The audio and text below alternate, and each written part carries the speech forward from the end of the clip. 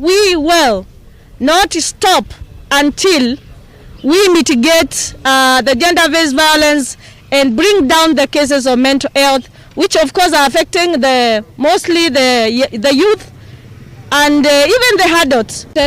To run the race and walk the journey with the people of Meru County and with the journalists as they prepare to talk to our communities. As you know, the media are the pace setters, or rather the trend setters of what the communities talk about.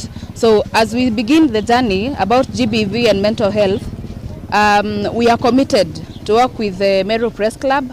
So leo tumekuja hapa kufanya usafi na kukaribisha wenyeji wote wa Ncheru kwa mbio ya kuangazia masuala ya vita vya kijinsia ama gender based violence ambayo itakuwa hapa tarehe 20